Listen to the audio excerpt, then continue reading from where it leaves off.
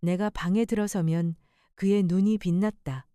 내가 말하면 그는 마치 시를 듣듯 귀를 기울였. 지원아, 장미와 자스민이 가득한 정원을 함께 걸을 때 할아버지는 말씀하곤 했다.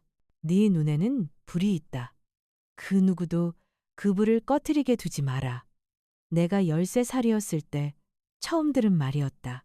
그땐 다 이해하지 못했지만 나는 그 말을 보물처럼 품었다. 할아버지 승호는 평생 외과 의사로 명성을 떨친 분이었다. 내가 태어나기 전에 은퇴하셨고 서재의 참나무 책장에는 의학 서적이 빼곡했다. 할아버지는 나에게 그 책들을 펼쳐볼 수 있게 허락하셨다. 낡은 가죽 안락 의자에 앉아 세상에 존재하지 않을 것 같은 미래를 꿈꾸게 하셨다. 의사가 되고 싶니? 지원아? 네. 망설임 없이 대답했다. 중요한 일로 기억되는 사람이 되고 싶어요. 할아버지는 눈가에 주름이 잡히는 미소를 지으셨다. 그렇다면 그렇게 될 거야. 그리고 언젠가는 사람들이 알게 될 거다. 그들이 어떤 걸 잃었는지를. 그러나 내 가족은 결코 이해하지 못했다. 18살. 나는 의과대학에 전액 장학금으로 합격했다. 엄마는 잡지에서 눈도 떼지 않은 채 말했다. 그래, 잘 됐네. 이제 아주 바쁘겠구나. 아버지는 고개를 끄덕이며 어렵겠다고 중얼거렸다. 재혁은 비웃으며 말했다. 넌 첫 학기 끝나기도 전에 중도 포기할 거야. 여자들은 그런 일 못 버텨. 그 말이 가슴에 모처럼 밝혔다. 그날 저녁 할아버지 승호는 나를 데리고 서울 시내의 오래된 레스토랑으로 데려가셨다. 우리 둘뿐이었다. 나는 아직 미성년이라 와인 대신 오렌지 주스를 들었다. 의사 지원에게 할아버지가 잔을 들어 올리며 말씀하셨다. 세상에 네가 어떤 사람인지 보여줄 여자에게. 그날 밤 나는 방 안에서 조용히 울었다. 슬퍼서가 아니라 감사함과 고통이 섞인 눈물이었다. 나를 진심으로 믿어준 단 한 사람이 있다는 것에 대한 감사, 그리고 그런 믿음이 예외적인 일이라는 사실이 주는 아픔. 대학 시절은 혹독했다. 눈이 시릴 때까지 공부했고, 새벽에는 커피숍에서 아르바이트를 했다. 하루 4시간밖에 자지 못하는 날이 대부분이었다. 그래도 포기할 수 없었다. 눈의 불빛을 잃지 마라는 할아버지의 말을 떠올리며 버텼다. 재혁은 경영학과에 들어갔다. 부모님은 등록금 전액을 내주고 새 차를 사주며 학교 근처에 원룸까지 빌려주었다. 하지만 그는 첫 해를 3번이나 낙제했다. 술, 파티, 여자친구들, 한 달도 안 되어 바뀌는 얼굴들. 부모님은 그런 실패마저 감싸주었다. 아직 방향을 찾는 중이야. 엄마는 그렇게 말했고, 아버지는 남자는 시간이 좀 필요하지라고 덧붙였다. 나는 6년 만에 우등으로 졸업했다. 재혁은 9년이나 걸렸다. 그래도 그의 졸업식은 성대한 파티로 치러졌다. 100명이 넘는 하객, 대여한 연회장, 라이브 밴드, 세단 케이크. 내 의대 졸업식 때는 그런 건 없었다. 할아버지와 단둘이 저녁을 먹었을 뿐이다. 부모님은 다른 일로 바빴고 재혁은 전화를 받지 않았다. 그날 밤 할아버지는 반짝이는 눈으로 내게 말씀하셨다. 기억해라. 지원아. 진짜 가족은 피를 나눈 사람들이 아니라 네 빛을 알아보는 사람들이란다. 그 말이 훗날 예언이 될 줄은 몰랐다. 끓는 수프와 함께 모욕을 뒤집어 쓴 그날 밤. 그 말은 정의의 종소리처럼 내 귀에 울렸다. 인턴과 레지던트 시절은 개인적인 지옥이었다. 병원에서 36시간 연속 근무하며 손이 떨린 채 상처를 꿰맸다. 차가운 커피 한 잔이 유일한 연료였다. 몸이 포기하자고 아우성쳐도 멈출 수 없었다. 내가 살려낸 환자 하나하나가 나를 무시했던 세상에 대한 승리였다. 환자가 내 손을 잡고 눈물로 감사 인사를 할 때마다 나는 비로소 존재 이유를 느꼈다. 할아버지는 시간이 날 때마다 병원으로 도시락을 싸서 오셨다. 나는 근무 사이 잠깐의 틈에 그 음식을 허겁지겁 먹었다. 할아버지는 구내식당에서 몇 시간이고 앉아 내가 잠깐이라도 쉬는 걸 기다리셨다. 난 네가 자랑스럽다. 그 말은 언제나 같았다. 그리고 나는 그 말을 들을 때마다 숨을 쉬는 것처럼 안도했다. 집에 가면 언제나 재혁의 얘기뿐이었다. 그는 사업가가 되겠다고 선언했다. 누구 밑에서 일하는 건 내 체질이 아니야. 난 사장이 될 사람이야. 부모님은 그런 말을 자랑스러워했고 5천만 원을 스포츠 의류 매장 창업 자금으로 내주셨다. 8개월 만에 부도, 재고는 쌓이고 비싼 임대료는 밀렸다. 부모님은 배우는 과정이라며 위로했다. 그리고 다시 3천만 원을 줬다. 이번엔 음식 배달 앱 사업이었다. 하지만 기술은 몰랐고 싸구려 개발자를 쓰다 시스템이 엉망이었다. 광고는 먼저 나갔고 서비스는 작동도 안 됐다. 6개월 만에 또 파산. 나는 레지던트를 마치고 심장혈관외과 전공의로 들어갔다. 가장 힘들고 경쟁이 치열하며 정신적 체력이 필요한 분야였다. 일부러 그 길을 택했다. 아무나 오를 수 없는 곳에 서고 싶었다.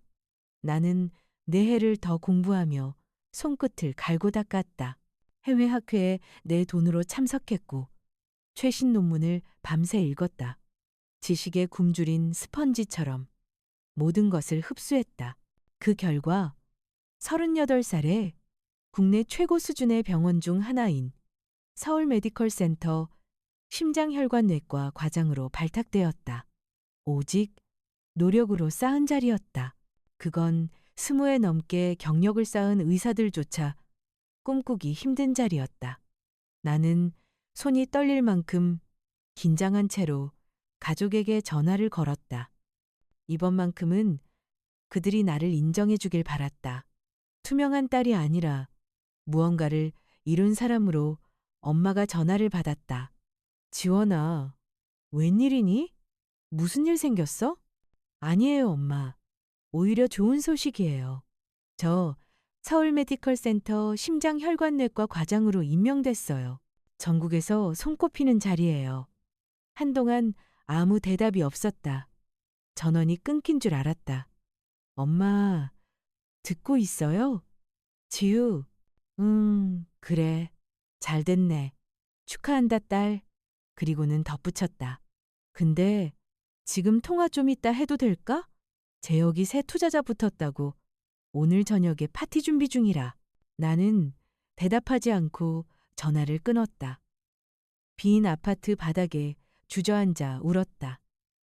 스스로 말랄 때까지 38이 되어서도 아직도 가족의 인정 한마디를 기다리고 있었다. 그날 밤 할아버지 승호에게서 전화가 왔다. 언제나 그랬듯 내가 무너질 때를 정확히 아는 분이었다. 우리 똑똑한 지원이 네 어머니에게 얘기 들었다. 네가 얼마나 대단한 일을 해냈는지 세상이 알아야 한다. 하지만 가족은 신경도 안 써요, 할아버지. 언제나 그랬잖아요. 그들의 무관심이 네 가치를 결정하지 않는다. 할아버지는 단호하면서도 따뜻하게 말씀하셨다. 넌 네 손과 머리 그리고 마음으로 너 자신을 만든 사람이다.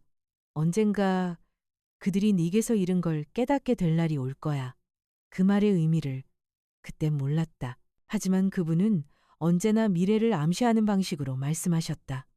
1년도 채 지나지 않아 재혁의 회사는 무너졌다.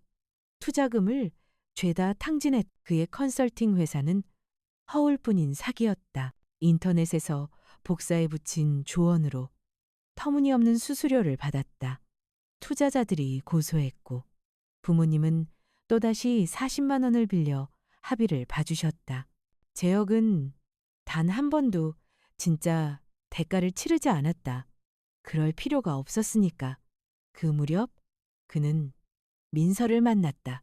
홍보 일을 하던 여자로 갈색 머리에 완벽하게 다듬어진 미소. 상황에 따라 표정과 말투를 바꾸는 법을 아는 사람이었다. 처음 만난 순간부터 나는 그 여자가 가짜라는 걸 알았다. 하지만 재혁은 흠뻑 빠져 있었다. 그에게 아부하며 자존심을 채워줄 사람을 찾은 것이다. 두 사람의 결혼식은 호화로웠다. 1억 원이 넘게 들었다. 물론 그 모든 비용은 부모님이 부담했다. 나는 의무적으로 초대받았다. 친척 중에서도 먼 사람들과 함께 구석진 테이블에 앉았다. 아버지는 건배사에서 15분 동안 아들을 칭송했다. 재혁이는 어려움을 극복하고 일어선 훌륭한 남자야. 그들이 대신 갚아준 빚, 돈으로 덮은 실패에는 아무도 입을 열지 않았다. 내 눈가가 젖자 옆에 있던 할아버지가 내 손을 살짝 잡으셨다. 인내하거라. 그리고 낮게 속삭이셨다. 모든 건 때가 있다. 결혼 후 재혁과 민서는 부모님 도움으로 분당에 단독주택을 샀다. 방 3개, 욕실 2개, 잔디마당까지 딸린 중산층 이상 동네의 집이었다. 나는 그보다 훨씬 벌었지만 내 힘으로 산 작은 오피스텔에 살았다. 하지만 내 것이었다. 완전히 내 힘으로 이룬 집이었다. 세월이 흘렀다. 나는 국제학술지에 논문을 실었고 보스턴과 도쿄, 런던 학회의 연사로 초청받았다. 다른 의사들이 포기한 수술을 성공시켰고 생명을 구했다. 다큐멘터리에 출연하고 방송에서 심장이식 전문가로 인터뷰를 받았다. 내 이름은 의료계에서 익숙한 존재가 되었다. 후배 의사들이 조언을 구했고 학생들이 내 지도교수가 되길 원했다. 하지만 가족은 아무 관심이 없었다. 전국 방송에 출연해 심장이식의 진보를 설명하던 날, 엄마는 머리 모양이 마음에 들지 않는다고 했고, 아버지는 말이 좀 빠르더라고만 했다. 재혁은 아예 그 프로그램을 보지도 않았다. 오직 할아버지 승호만이 녹화 테이프를 3번이나 돌려보셨다. 할아버지는 그 방송을 3번이나 반복해서 보셨다. 어느 날 단둘이 저녁을 먹으며 그분이 말씀하셨다. 언젠가는 네 부모가 네가 딸이라는 걸 자랑스러워할 날이 올 거다. 사람들에게 유명한 심장외과 의사 김지원이 자기 가족이라고 떠벌리겠지. 그때가 오면 오늘 이 순간을 기억해라. 네가 보이지 않던 시절, 네 곁에 누가 있었는지를. 그 말은 내 가슴 깊이 새겨졌다. 그 사이 재혁은 실패를 거듭했지만 자존심은 오히려 커졌다. 현실이 닿지 않는 사람처럼 부모의 돈이라는 쿠션 속에서 아무리 넘어져도 다치지 않았다. 컨설팅 사업이 망하자 이번엔 부동산 개발을 하겠다고 나섰다. 민서에게 안정된 회사를 그만두라고 설득하며 말했다. 이번엔 진짜야. 우리 백만장자 될 거야. 부모님은 또 6천만 원을 내주셨다. 낡은 주택을 헐값에 사서 리모델링에 되팔겠다는 계획이었다. 하지만 그는 싸구려 인부를 고용했고 공사는 엉망이었다. 예정보다 3배의 시간이 걸리고 비용은 2배로 늘었다. 집을 내놨을 땐 이미 시장이 식어 있었다. 손해를 보고 팔 수밖에 없었다. 그래도 그는 변명뿐이었다.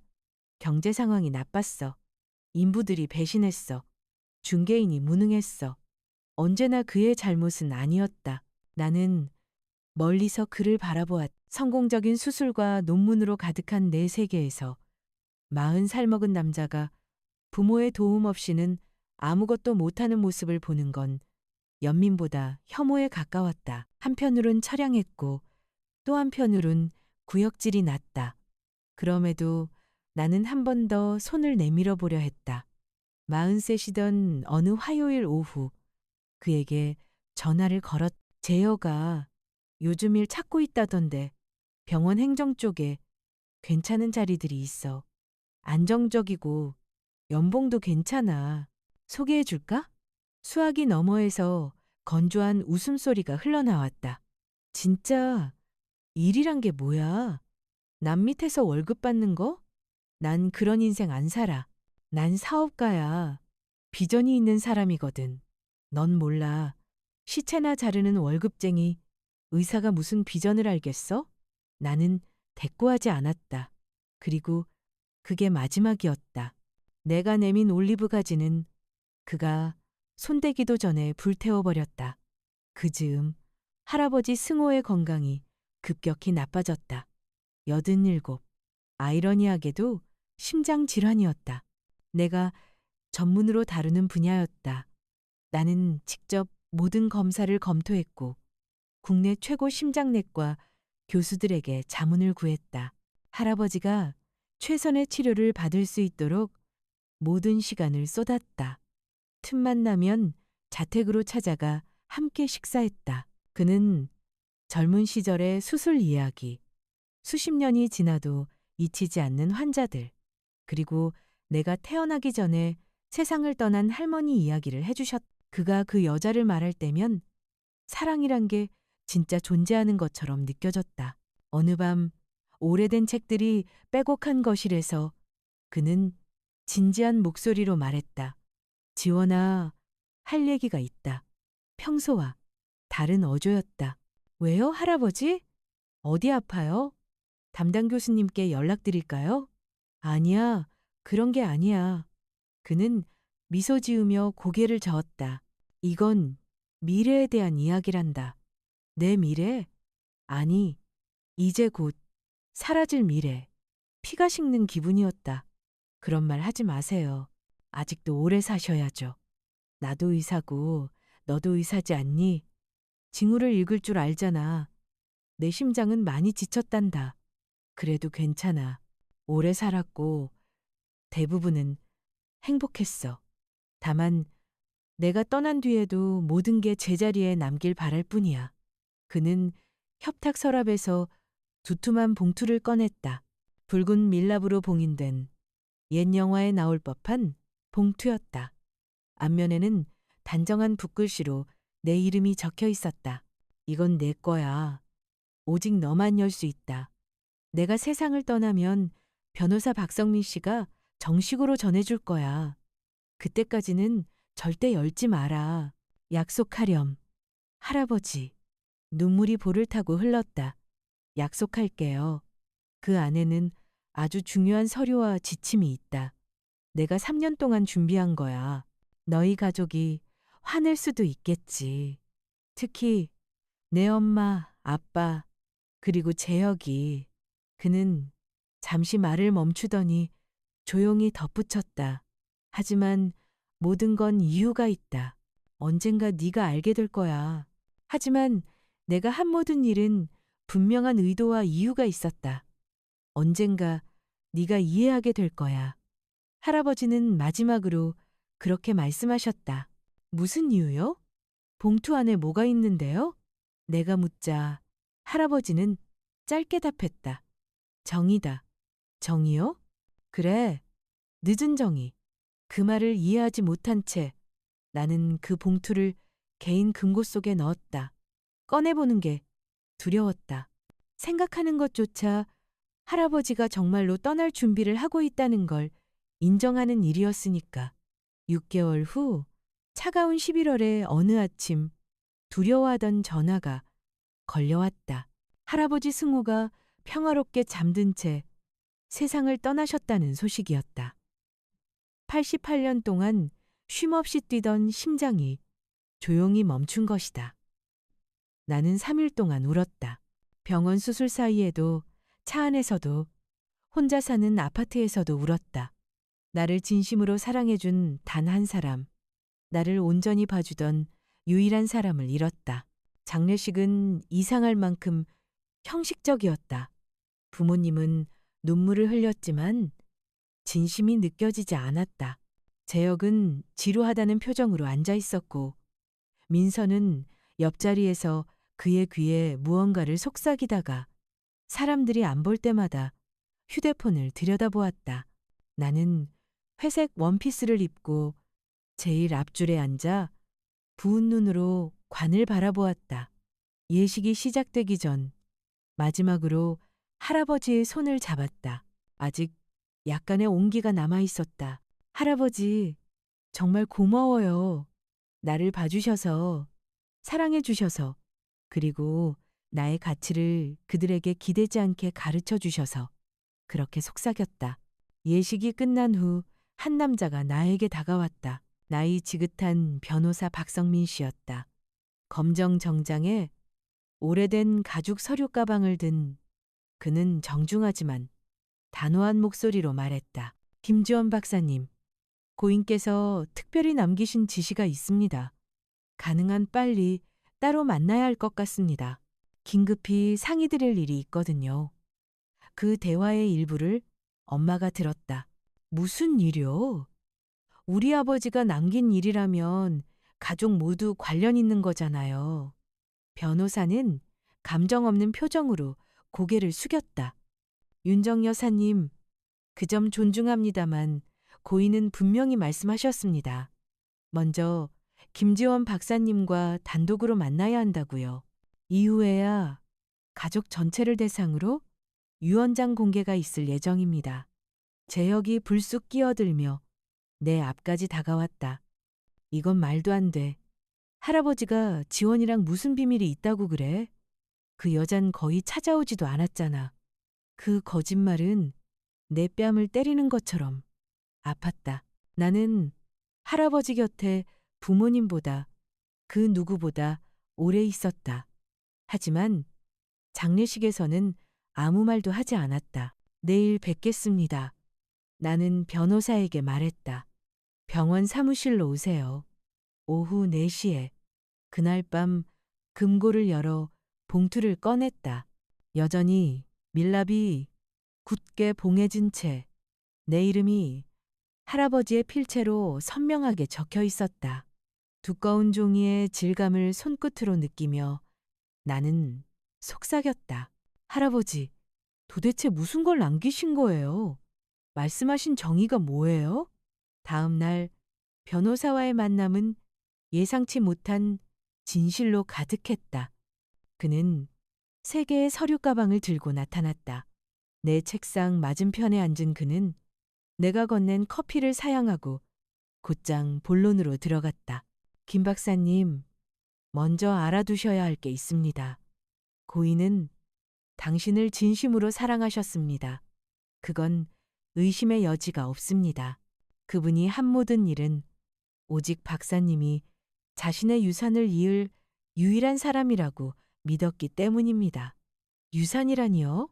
변호사는 첫 번째 가방을 열고 녹색 서류철을 꺼냈다. 고인은 매우 총명하고 세심한 분이셨습니다. 수십 년 동안 가족들이 박사님을 어떻게 대하는지를 지켜보셨습니다. 특히 아드님인 김성호 씨와 며느리 윤정 여사가 재혁 씨를 편애하고 박사님을 철저히 외면하는 모습을 세세히 기록해 두셨죠. 그 말을 듣는 순간 목이 메었다. 누군가 내 인생의 진실을 증명해주는 느낌이었다. 변호사는 말을 이었다. 그분은 또한 박사님이 아무런 도움 없이 스스로 일어서고 훌륭한 외과의가 되어 세상에 실질적인 변화를 만들어냈다는 점을 알고 계셨습니다. 그래서 고인은 자신의 재산이 올바른 손에 들어가길 원하셨던 겁니다. 그는 서류철을 펼쳤다. 80쪽에 달하는 유언장이 정리되어 있었고 모든 장에는 공증 도장이 찍혀 있었다. 고인은 자신의 전 재산을 김지원 박사님께 상속하셨습니다. 변호사의 목소리는 마치 일기예보를 읽듯 담담했다. 은행 예금 및 유가증권 32억 원, 자택시가 약 6억 원, 미술품 컬렉션 약 2억 원, 그리고 평생의 의학 서적 전부 박사님이 가장 소중히 여길 것이라 하셨습니다. 아, 나는 얼어붙은 듯 숨이 막혔다. 아무 말도 나오지 않았다. 그게 40억 원이 넘는 금액이잖아요. 간신히 입에서 나온 말이었다. 정확히는 43억 원입니다. 박 변호사가 담담히 말했다.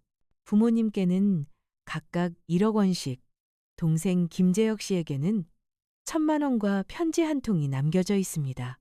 그는 작은 봉투를 꺼내 책상 위에 올려두었다. 고인은 손자에게 반드시 들려줘야 할 진실이 있다고 하셨습니다. 나는 떨리는 손으로 유언장 사본을 받아들었다. 페이지를 넘길수록 같은 문장이 반복됐다. 김지원에게 모든 재산을 상속한다. 김지원은 단독 상속인이다. 그녀는 평생의 노력의 결실을 받을 자격이 있다. 이게 법적으로 가능한가요? 가족이 이의를 제기하면요? 내가 묻자 변호사는 처음으로 미소를 지었다. 박사님, 이 유언장은 저와 고인이 3년 동안 준비한 것입니다. 법적으로 완벽합니다. 5명의 전문 변호사에게 추가 검토까지 받았습니다. 가족이 소송을 걸더라도 시간과 돈만 낭비할 겁니다. 왜 그렇게까지 하신 걸까요? 나를 사랑하신 건 알지만 이건 가족을 파괴할 수도 있어요.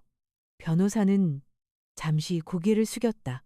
송구하지만 박사님의 가족은 이미 오래전에 스스로 무너졌습니다. 고인은 단지 정의가 제자리를 찾도록 하신 겁니다. 그리고 아직 남은 게 있습니다. 남은 게요? 네. 2년 전 고인께서는 김재혁 씨의 재정 상태를 조사하라고 저를 고용하셨습니다. 그는 2번째 서류 가방을 열고 붉은 폴더를 꺼냈다. 조사 결과는 심각했습니다. 안에는 통장 내역, 대출, 계약서, 신용카드 거래 기록이 정리돼 있었다. 현재 김재혁 씨는 여러 채권자와 금융기관에 약 3억 2천만 원의 빚이 있습니다. 카드 대출, 개인 신용 대출, 실패한 사업 부채까지 포함해서요. 수년간 채권자들을 피해 불법에 가까운 편법으로 버텨왔습니다. 현재 거주 중인 주택에는 부모님이 모르는 근저당이 설정돼 있으며 2달 뒤면 경매에 넘어갈 예정입니다. 나는 서류를 넘기며 숨을 삼켰다. 한때 집안의 자랑이라 불리던 남자가 사실상 파산 상태였다. 변호사는 말을 이었다. 고인은 그 사실을 모두 알고 계셨습니다. 그래서 이번 유언의 형태가 이렇게 된 겁니다. 고인은 자신의 평생의 재산이 무책임한 사람의 빚을 갚는 데 쓰이는 걸 원치 않으셨습니다. 부모님은 이런 사실을 아세요? 아니요. 재혁 씨는 철저히 숨겼습니다. 하지만 진실은 언젠가 드러나게 되어 있죠. 박 변호사는 서류를 덮고 내 눈을 똑바로 바라봤다. 마지막으로 고인께서 제게 전하라고 하신 말을 그대로 전달해 드리겠습니다. 그는 천천히 말했다. 다가올 폭풍을 두려워하지 마라. 넌 그들 모두를 합친 것보다 강하다. 그들이 죄책감을 심어주려 할 때마다 네가 투명인간 취급받던 모든 순간을 떠올려라. 그리고 아무도 네 곁에 없던 그때 누가 있었는지를 기억해라. 결국 눈물이 터졌다. 거의 알지도 못하는 변호사 앞에서 울음을 멈출 수 없었다. 떠난 뒤에도 나를 지키기 위해 방어선을 준비해준 할아버지의 사랑, 그리고 평생 인정받지 못한 소녀로서의 상처가 한꺼번에 밀려왔다. 유언장 공식 낭독은 5일 뒤였다. 부모님, 재혁, 민서, 그리고 내가 변호사 사무실에 모였다. 공기는 팽팽했지만 겉으로는 예의를 차렸다. 모두가 할아버지의 유산이 어떻게 나뉠지 기대하는 눈치였다. 엄마 윤정은 진주 목걸이를 한 검은 원피스를 입고 아버지 성호는 제일 좋은 양복을 차려입었다. 재혁과 민서는 손을 꼭 잡고 들어왔다. 그는 자신감 넘치는 얼굴이었고 그녀는 여느 때처럼 계산된 미소를 띠고 있었다. 변호사가 낭독을 시작했다. 첫머리는 형식적인 법률 문구들이었다. 그리고 금액 부분에 이르렀다. 아들 김성호에게 1억 원을 남기며 돈이 존재를 대신할 수 없다는 걸 깨닫기를 바란다. 아버지는 만족스럽게 고개를 끄덕였다. 며느리 윤정에게 1억 원을 남기며 진정한 어머니의 의미를 곱씹어 보길 바란다. 엄마는 살짝 얼굴을 찡그렸지만 금액이 불만을 덮어버렸다. 손자 김재혁에게는 1,000만 원을 남긴다. 정적이 흘렀다. 재혁이 몸을 일으켰다. 1,000만 원이라고요? 겨우 그거요? 변호사는 못 들은 척했다. 그리고 편지 한 통, 지금 낭독하겠습니다. 그는 할아버지의 필체가 선명한 종이를 꺼냈다. 내 심장이 귀에 울릴 만큼 세게 뛰었다. 재혁아, 나는 네 인생을 42해 동안 지켜봤다. 수없이 주어진 기회를 허비하고 부모의 돈을 감사도 부끄러움도 없이 탕진하는 모습을 네 누나가 너보다 훨씬 앞서 나가는데도 너는 오히려 그녀를 멸시했지. 이 1,000만 원은 네가 평생 정직하게 번 돈보다 많다. 그 문장이 낭독되는 순간 재혁이 벌떡 일어나며 의자가 바닥에 쾅 부딪혔다. 이건 농담이지? 말도 안 돼? 박 변호사는 손을 들었다. 진정하세요, 김재혁 씨. 아직 낭독이 끝나지 않았습니다. 진정은 무슨 진정이야? 이건 사기야. 할아버지, 그땐 이미 판단력 잃으셨잖아. 누가 조종한 거야? 고인은 유언 작성 중 3차례에 걸쳐 정신 감정 검사를 받으셨습니다. 모두 정상 판정을 받으셨죠. 소송은 자유지만 결과는 불보듯 뻔합니다. 민서가 남편의 팔을 붙잡았다. 여보, 앉아. 끝까지 들어보자. 재혁은 이를 악물며 의자를 세우고 주저앉았다. 엄마의 얼굴은 창백했고 아버지는 고개를 숙인 채 바닥만 바라봤다. 변호사는 계속해서 편지를 읽어내려갔다. 나는 네 누나 지원이 자신의 힘으로 인생을 세워가는 걸 지켜봤다. 특권도 금전의 방패도 없이 그녀는 네가 노력만 했다면 될 수 있었던 사람이야. 그래서 나는 이 가족 중 유일하게 일과 품격의 가치를 아는 그녀에게 나의 전 재산을 남긴다. 뭐라고요?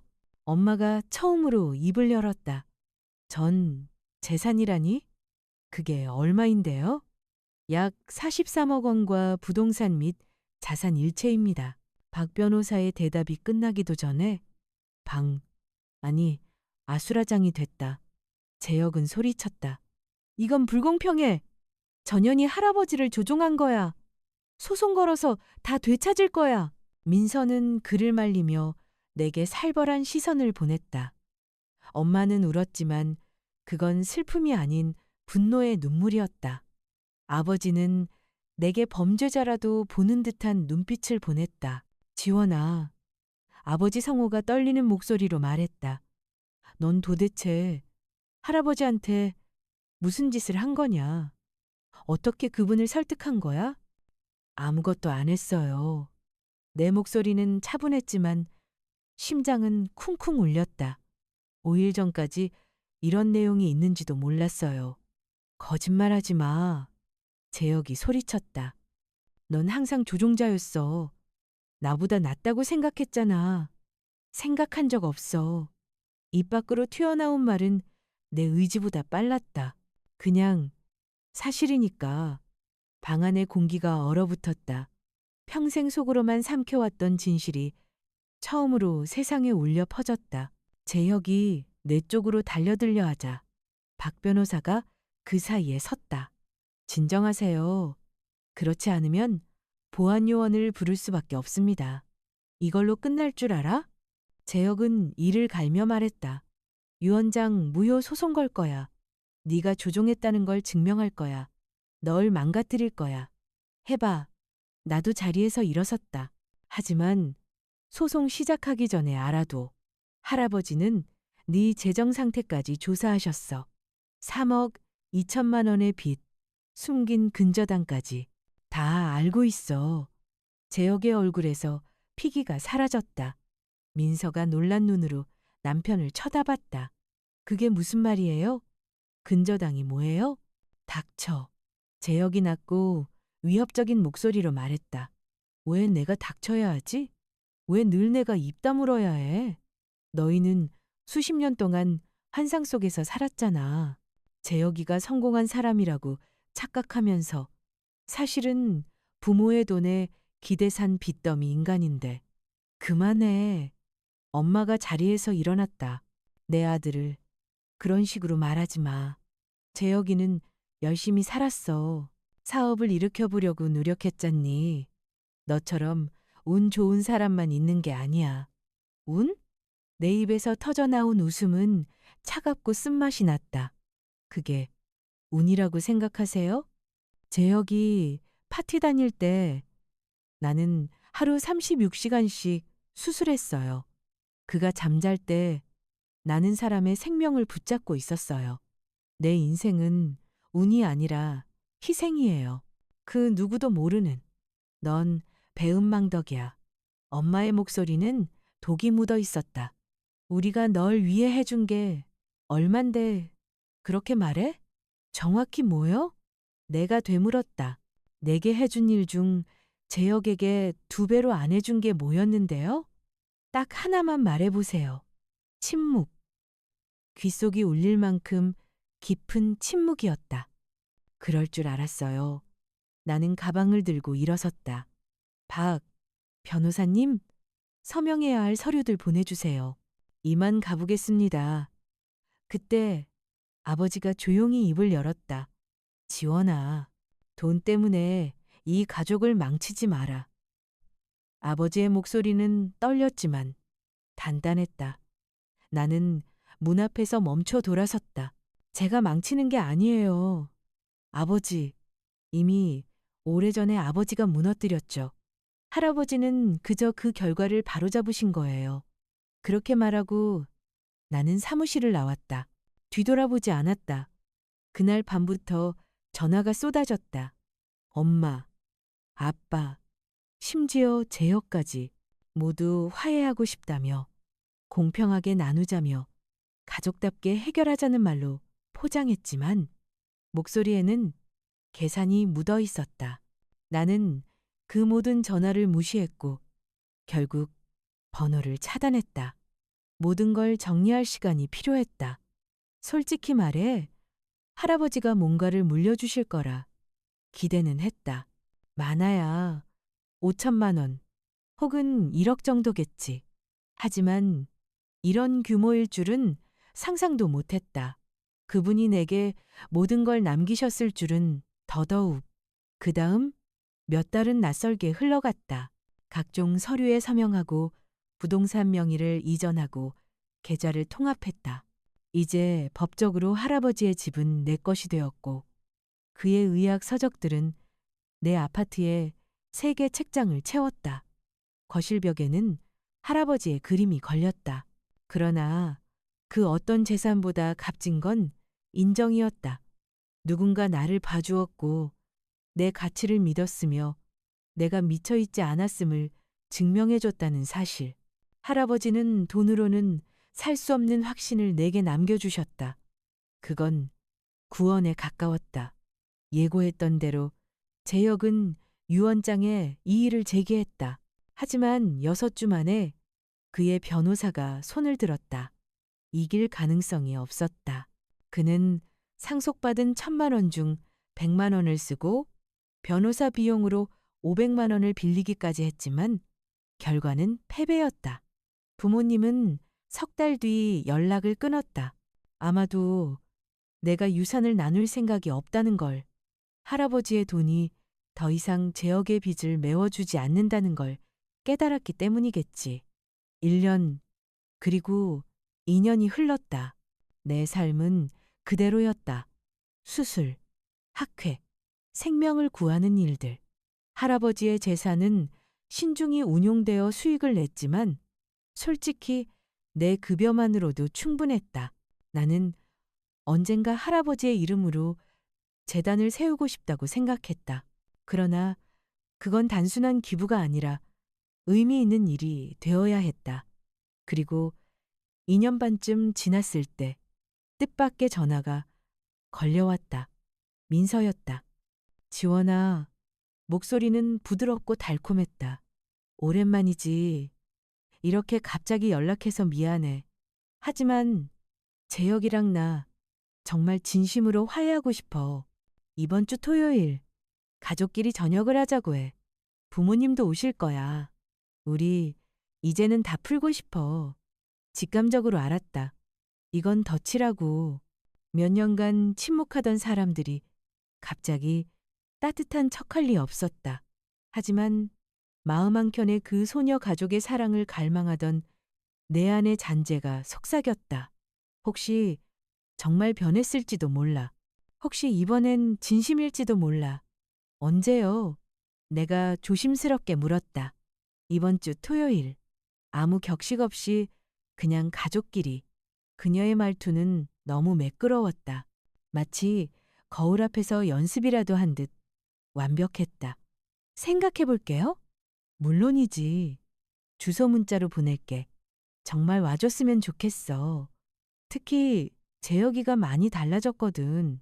전화를 끊기 전 그녀의 마지막 말은 마치 연극 대사 같았다. 3분 후 메시지가 도착했다. 주소는 변함없는 그 집이었다. 적어도 근저당 때문에 쫓겨나진 않은 모양이었다. 나는 며칠 동안 고민했다. 이성은 소리쳤다. 가지마. 이건 분명 나쁜 징조야. 하지만 감정은 속삭였다. 그래도 한 번쯤은 기회를 줘야 하지 않을까? 시간이 충분히 흘렀잖아. 이제는 달라졌을지도 몰라. 사람은 간절히 믿고 싶은 걸 믿기 마련이다. 토요일 저녁, 나는 신중히 옷을 골랐다.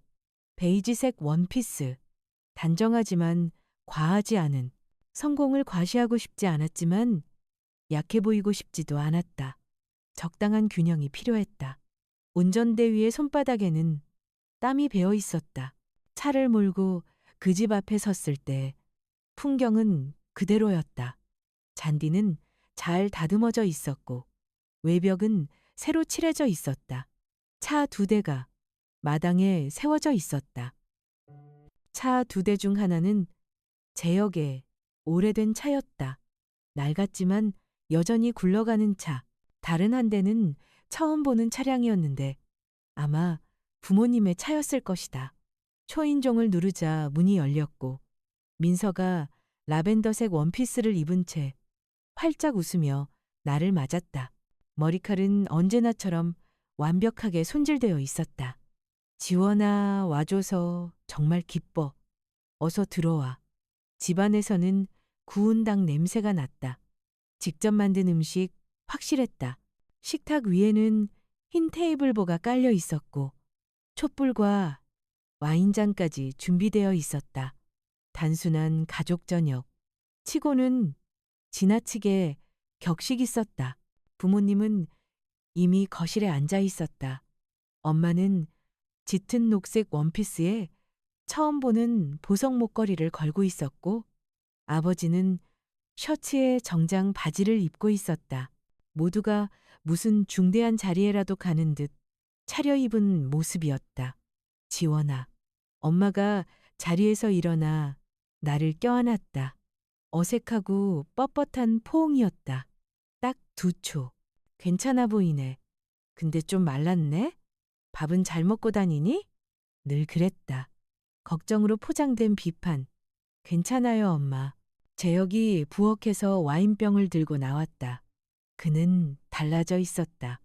눈밑이 어둡고 머리에는 희끗한 새치가 섞여 있었다. 세월이 그를 만만치 않게 다룬 듯했다. 누나, 그는 미소 지었다. 겉보기에 진심 같았다. 와줘서 고마워. 우리에게 큰 의미야. 초대해줘서 고마워. 자동적으로 대답했지만 마음속 경계는 풀리지 않았다. 식사는 가벼운 대화로 시작됐다. 날씨 이야기, 뉴스, 사소한 일화들. 민서는 정성껏 차린 반찬과 함께 닭고기를 내왔다. 맛은 훌륭했다. 음식만큼은 진심이 느껴졌다. 그러나 공기 속에는 묘한 긴장이 흐르고 있었다. 재혁과 민서가 주고받는 시선, 끝까지 닿지 않는 미소. 엄마는 몇 분마다 목걸이를 만지작거렸다. 아버지가 닭고기를 자르며 말을 꺼냈다. 요즘 생각을 좀 많이 했어. 우리가 너희 어릴 때 일을 제대로 처리하지 못한 것 같아서 예상대로였다. 준비된 사과. 우리가 너무 한쪽으로 치우쳤던 것 같아. 엄마가 말을 이었다. 특히 재혁이에게. 그게 네게는 불공평했겠지. 아마도라니. 여전히 완전한 인정은 피했다. 나도 변했어. 재혁이 고개를 끄덕였다. 그동안 많은 걸 깨달았어. 내게 한 일, 말들. 미안해. 진심이야. 말은 완벽했다. 하지만 배역을 연습한 배우의 어조였다. 사과 받아들일게요. 내 목소리는 중립적이었다. 그때 민서가 앞으로 몸을 기울였다. 우리가 바라는 건 가족으로 다시 시작하는 거야. 지난 일은 있고 새로운 관계로. 재혁이 와인을 한 모금 마시며 덧붙였다. 그래서 생각해 봤는데 우리 가족이 함께 할 수 있는 무언가를 하면 어떨까 싶어. 다 같이 힘을 합치는 프로젝트. 그렇지. 바로 이거였다. 어떤 프로젝트요? 내가 묻자 두 사람은 눈빛을 교환했다. 요즘 내가 새로운 사업을 구상 중이야. 재혁이 말했다. 통합의학 클리닉, 전통 치료와 대체요법을 결합한 혁신적인 모델이지. 너의 의학적 전문성과 인맥이 있다면 내가 투자하라는 얘기네? 내가 말을 끊었다. 우리 모두의 사업이 될 거야. 재혁이 서둘러 덧붙였다. 가족이 함께하는 거지. 네가 큰 지분을 가져도 돼. 할아버지의 뜻을 이어 사람을 돕는 일로 유산을 활용하는 거야. 진짜 목적이 드러났다. 그들이 원하는 건 화해가 아니라 돈이었다. 할아버지의 유산, 여전히 그들의 자존심을 짓누르는 그것, 얼마가 필요한데요? 내가 곧장 물었다. 재혁이 헛기침을 했다. 시작 자본으로 한 3억 원 정도면 충분해. 탄탄한 사업이 될 거야. 시장 조사도 다 끝냈어. 정확히 그의 빚 규모와 일치했다. 박 변호사가 보여준 서류가 머릿속을 스쳤다. 그래요. 나는 물 한 모금 마셨다. 지금 당장 결정 안 해도 돼. 민서가 급히 말했다. 그냥 생각만 해봐. 우리 가족이 하나가 될 기회니까. 너무 욕심내자는 게 아니야. 아버지가 덧붙였다. 넌 열심히 일해서 돈을 벌었고 네 할아버지가 널 믿었지. 하지만 그분도 결국 가족이 함께 있길 바라셨을 거야. And 그들은 할아버지 승호를 감정의 도구로 이용하고 있었다. 생전에 유언장에 직접 남기셨다. 왜 재혁에게 돈을 맡길 수 없었는지, 얼마나 그 무책임을 두려워하셨는지를. 나는 식탁을 둘러봤다. 억지로 미소를 띤 엄마의 얼굴. 모든 게 당연하다는 듯 고개를 끄덕이는 아버지. 연습된 표정으로 앉은 민서. 그리고 불쌍한 척 고개를 숙인 재혁. 그 순간 내 안에서 무언가가 부서졌다. 슬픔이 아니라 완전한 확신이었다. 안 돼요. 나는 조용히 말했다. 단 한 단어. 그러나 그 말은 마치 고요한 연못에 돌을 던진 듯 공기를 가르며 떨어졌다. 정적이 무겁게 내려앉았다. 뭐라고?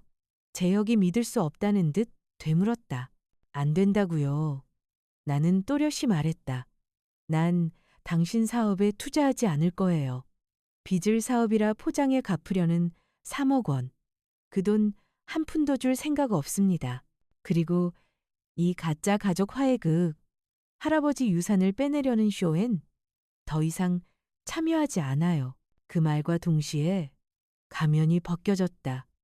민서의 미소가 굳었고 재혁의 눈빛이 가늘게 찢어졌다. 엄마는 숨을 내쉬며 한숨 섞인 소리를 냈다. 지원아, 오해하고 있는 거야. 재혁이 애써 담담한 척 말했다. 이건 돈 이야기가 아니라 가족의 문제야. 정말 그래요? 나는 고개를 들었다.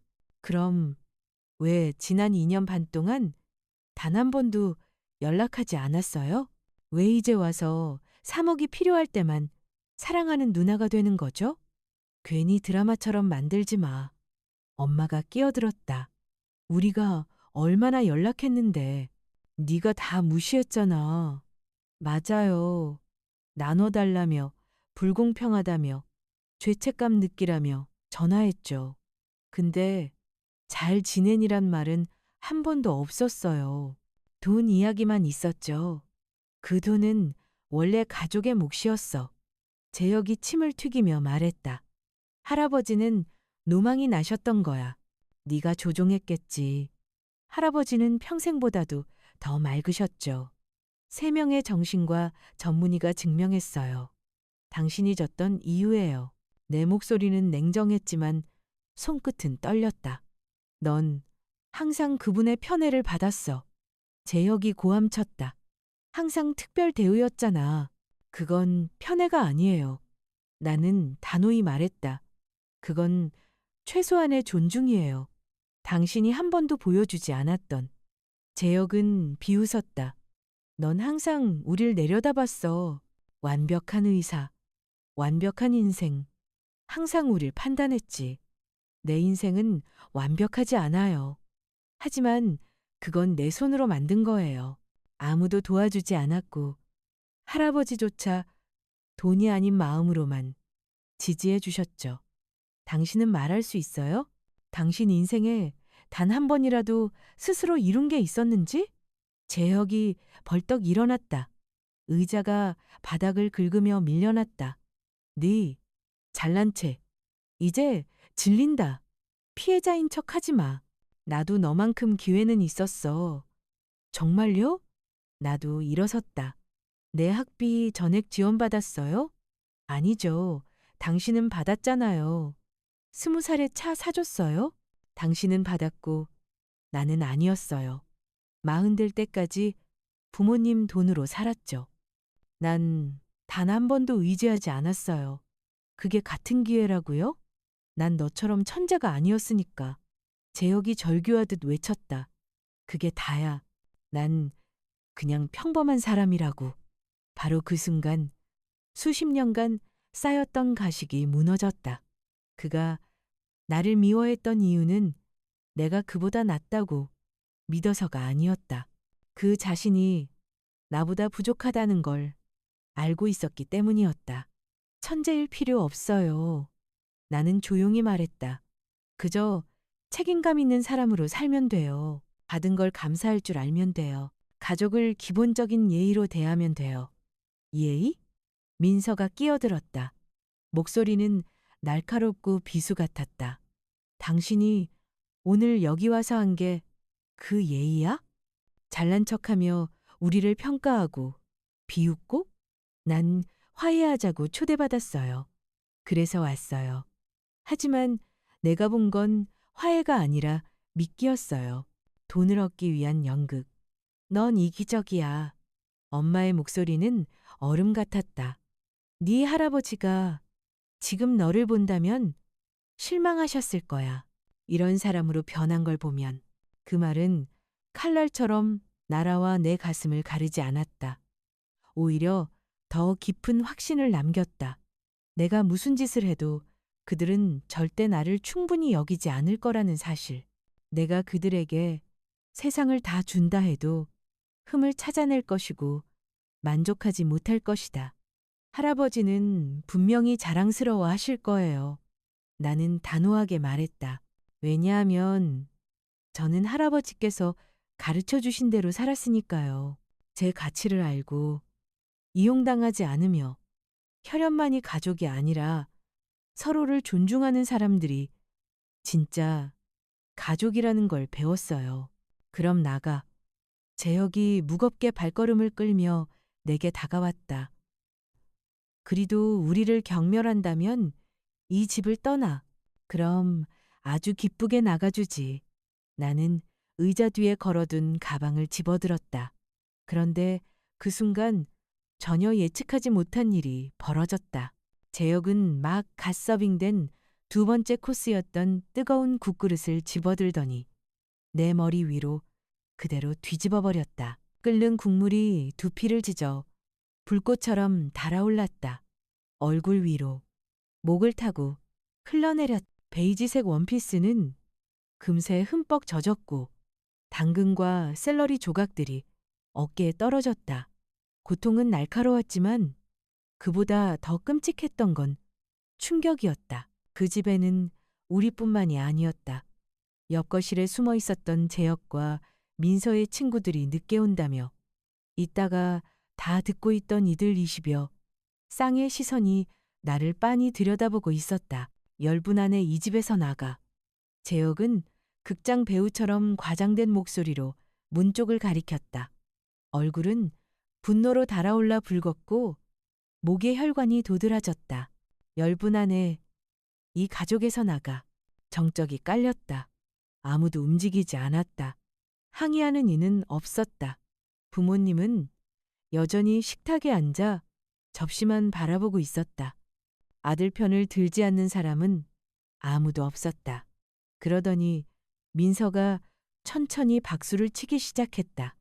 처음엔 어색하게 이내 박수 소리는 점점 커져갔다. 옆방의 손님들도 박수에 합세했. 그 소리는 내 귀에 장송곡처럼 울렸다. 나는 아직 손에 쥔 냅킨으로 얼굴을 닦고 깊게 숨을 들이마셨다. 67년의 모멸이 그 한순간으로 압축된 순간이었다. 하지만 나는 더 이상 보이지 않는 소녀가 아니었다. 무시당하며 침묵하던 여자가 아니었다. 나는 늘 들고 다니던 검은 가죽 핸드백에 손을 넣었다. 이유를 잘 설명할 수는 없지만 왠지 모르게 오늘을 대비해 중요한 서류를 챙겨왔던 것이다. 두툼한 마닐라 봉투를 꺼내 탁자 위로 힘껏 던졌다. 와인잔이 떨렸고 문서들은 더럽혀진 접시와 아직 타고 있는 촛불 사이로 흩어졌다. 맞아요.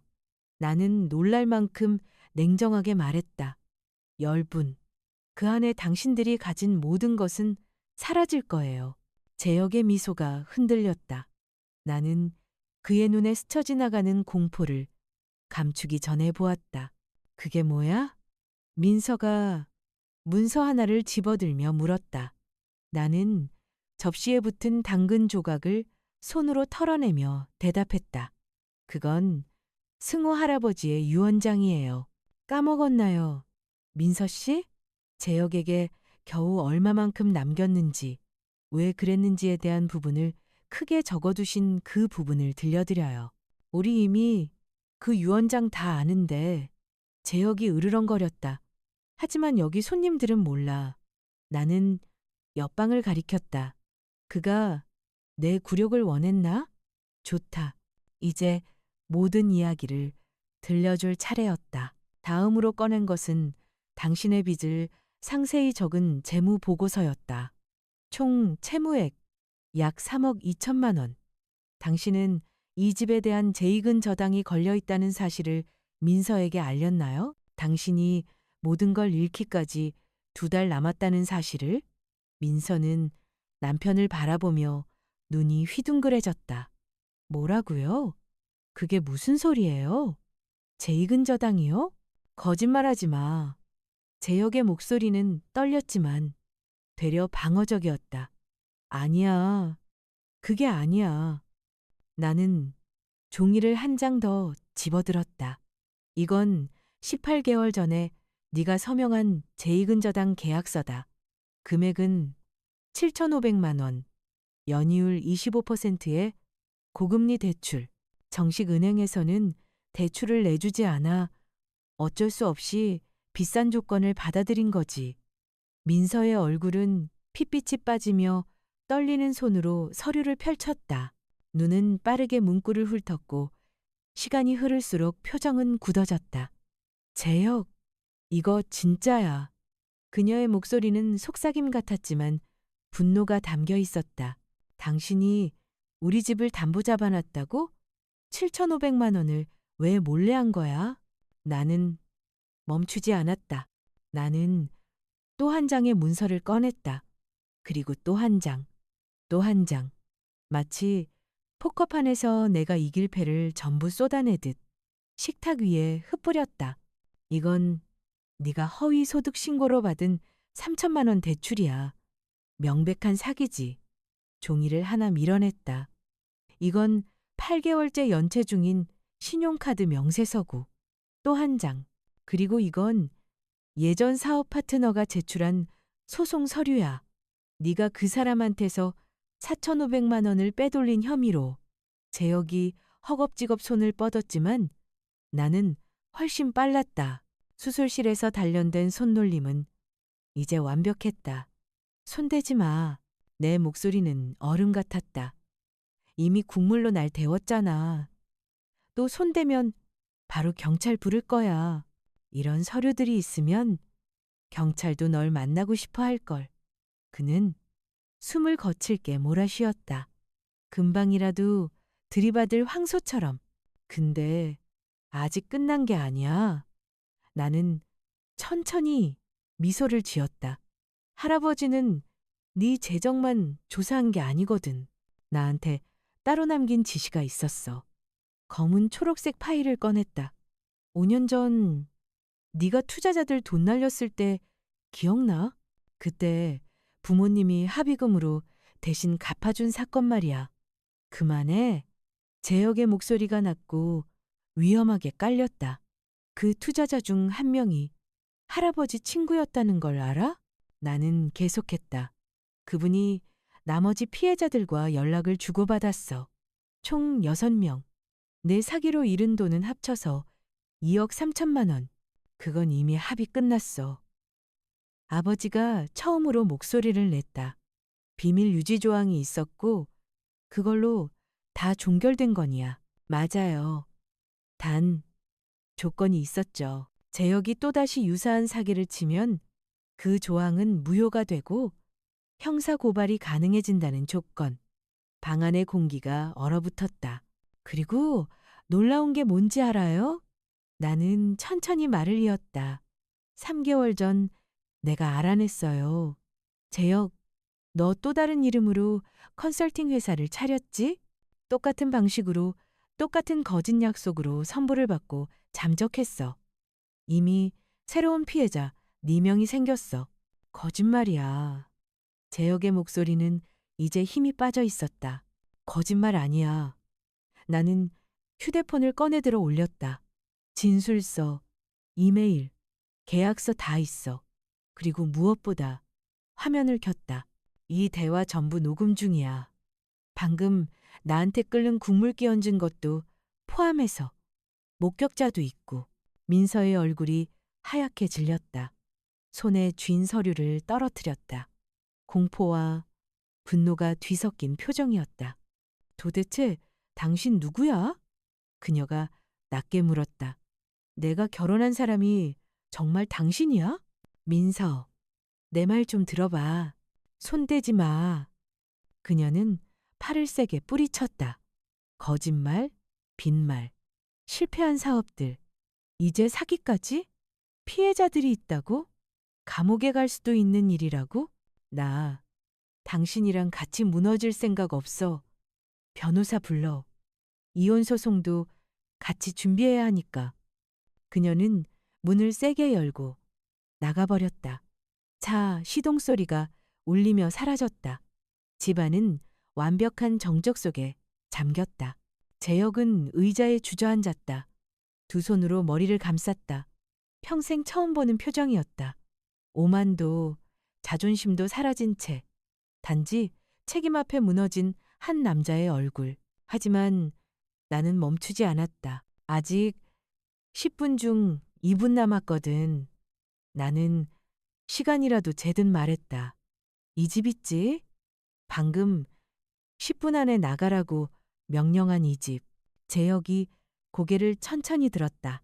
13년 전 이 집을 살 때 부모님이 계약금 5천만 원을 대줬지.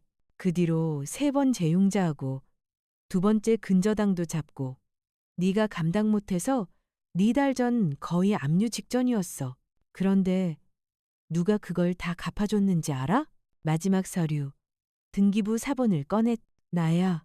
나는 차분히 말을 이어갔다. 3억 1천만 원. 네 대출 전액을 내가 상환했고 그 조건으로 은행은 소유권을 내 이름으로 이전했어. 이 집, 재혁, 이제 내 집 아니야. 내 집이야. 그 후로 들린 건 아무 소리도 없었다. 숨소리조차 삼켜진 완벽한 침묵이었다. 옆 거실에서 구경하던 손님들조차 숨을 죽였다. 그건 안 돼. 엄마가 거의 속삭이듯 말했다. 그 집을 빼앗을 순 없어. 이미 그의 집이 아니야. 나는 단호히 대답했다. 법적으로 내 이름으로 되어 있고 난 정당하게 그를 내보낼 권리가 있어요. 손목시계를 힐끗 봤다. 내가 말했잖아요. 10분 안에 그가 가진 모든 게 사라질 거라고. 지금 9분 반 지났어요. 지원아, 제발. 아버지가 애써 목소리를 냈다. 그래도 네 오빠잖니. 길바닥에 나앉히면 안 되지 않니? 못하겠어요? 나는 조용히 반문했다. 끓는 국물을 내 머리에 쏟고 나를 가족에서 내쫓으라고 명령했죠. 그보다 더한 잔인함을 겪었어요. 왜 내가 그보다 더한 자비를 베풀어야 하죠? 나는 재혁의 눈높이로 몸을 숙였다. 그는 여전히 의자에 앉은 채 충격에서 벗어나지 못한 얼굴이었다. 하지만 나처럼 이유 없는 잔인함을 택하진 않을 거야. 나는 숨을 고르고 말을 이었다. 조건을 하나 줄게. 이 집, 내가 산 이 집에서 6개월 동안 살아도 좋아. 그동안 진짜 일을 구하고 빚을 갚고 인생을 바로잡아. 월세는 2천만 원. 시세에 맞는 공정한 금액이야. 제때 내고 책임을 다하고 진심으로 변한 모습을 보여준다면 1년 뒤엔 내가 이 집을 내게 원가로 다시 팔아줄게. 이자 없이. 못 내면? 재혁이 텅 빈 목소리로 물었다. 그럼 이 집을 떠나야지. 그리고 이 집은 최고가로 팔릴 거야. 세상은 그렇게 돌아가.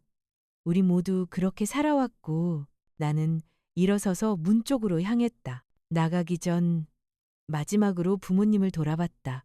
엄마, 아빠, 67년 동안 저는 당신들의 인정을 받았어요. 사랑받고 싶었고 자랑스러운 딸이 되고 싶었어요. 그래서 죽기 살기로 공부하고 일하고 제 자신을 세웠어요. 언젠가 당신들이 나를 진짜로 봐줄 거라 믿었죠. 언젠가 잘했다 한마디 들을 수 있을 거라 눈물이 흘렀다. 하지만 이번엔 슬픔이 아닌 해방의 눈물이었다. 그런데 할아버지가 돌아가시기 전에 가장 중요한 걸 알려주셨어요. 사랑과 존중은 구걸에서 얻는 게 아니라고, 업적으로 사는 것도 아니라고, 그건 스스로 줄 수 있는 사람에게만 가치가 있는 거라고. 당신들은 단 한 번도 그걸 나에게 준 적 없어요. 나는 늘 부스러기를 얻으려 싸웠고 재혁은 노력 없이 잔치를 누렸죠. 지원아, 제발 엄마가 흐느꼈다. 이 가족을 무너뜨리지 마. 무너뜨린 건 내가 아니에요. 나는 차분히 말했다. 수십 년 전에 이미 당신들이 그랬어요. 한 자식을 다른 자식보다 더 귀하게 여기고 진실보다 체면을 선택했을 때 나는 단지 그 이름을 정확히 부르고 있을 뿐이에요. 나는 가방에서 작은 봉투를 꺼내 식탁 위에 올려두었다. 이건 당신들을 위한 거예요. 각각 5천만 원짜리 수표 2장. 할아버지께 드린 돈보다 많고 내 교육에 투자한 돈보다 많아요. 그리고 내 존재를 인정한 적이 없던 그 시간보다 훨씬 값진 금액이에요. 이게 내가 줄 수 있는 마지막 가족의 몫이에요. 난 네 돈 따윈 원하지 않아. 아버지가 상처 입은 자존심으로 말했다. 원하시잖아요. 유산 소식을 듣고부터 쭉 그랬어요. 오늘 이 저녁을 꾸민 것도 수년간 침묵하다가 날 부른 것도 다 그 때문이죠. 그러니까 가져가세요. 다만 알아두세요. 오늘이 마지막이에요. 오늘 이후로는 아무것도 없습니다. 전화도, 저녁 식사도, 기회도. 나는 문턱 앞에 멈춰섰다. 할아버지는 모든 걸 알고 계셨어요. 언젠가 당신들이 내 이름을 자랑스러워할 날이 올 거라고 하셨죠. 유명해진 의사 김지원이 자기 딸이라고 말하고 싶을 거라고. 그리고 그날이 오면 내가 잊지 말아야 한다고. 나를 아무도 알아주지 않던 시절 누가 내 곁에 있었는지를. 그날은 이미 왔다. 나는 지금 전국 방송에 나와 사람들의 생명을 살리고 새 나라의 병원에서 제안을 받아요. 사람들이 내 가족을 물을 때마다 나는 이렇게 말합니다. 내 인생에서 가장 존경하는 사람은 할아버지 김승호예요. 그리고 주제를 바꿔요. 왜냐하면 당신들은 내 성공 이야기의 일부가 될 자격이 없으니까. 시계를 봤다. 정확히 10분이 지났다. 이제 시간이 다 됐네요. 나는 마지막으로 말했다. 약속대로 당신들이 가진 모든 게 사라졌어요. 당신의 아들은 집을 잃었고 아내를 잃었고 그리고 허상 같은 성공도 잃었어요. 당신들이 잃은 건 딸이에요. 내가 잔인해서가 아니라 이제야 할아버지가 가르쳐 주신 진리를 이해했기 때문이에요. 나의 가치는 당신들의 인정을 받아야만 존재하는 게 아니라는 걸. 나는 고개를 곧게 들고 그 집을 나왔다. 머리에서는 아직도 식지 않은 국물이 흘러내렸지만 마음은 수십 년 만에 가장 가벼웠. 뒤에서 울음소리가 들렸지만 돌아보지 않았다. 그 안에는 더 이상 지켜야 할 게 없었다. 그날 이후 새해가 흘렀다. 재혁은 내가 제시한 최후 통첩을 따랐다. 그는 자신이 가진 모든 걸 팔아 피해자들에게 돈을 갚았다. 그리고 영업직 일을 구했다. 화려하진 않지만 정직한 일이다. 그는 매달 월세 200만 원을 제때 낸다. 아직 나에게 갚아야 할 빚이 7년 남았지만 적어도 지금은 노력하고 있다. 민서는 이혼 후 다른 도시로 이사했다. 부모님은 첫 해 동안 여러 번 연락을 시도했지만 나는 그 어떤 전화도 문자도 편지도 받지 않았. 결국 그들도 포기했다. 그리고 나는 할아버지의 유산 일부로 승호재단을 세웠다. 가족의 지지를 받지 못한 젊은 의사 지망생들에게 전액 장학금을 주는 재단이다. 집에서도 존재감이 없던 이들이 스스로를 세워나갈 수 있도록 돕는 것이 목적이다. 지난 3년 동안 우리는 47명의 학생이 의사의 꿈을 이루도록 도왔다.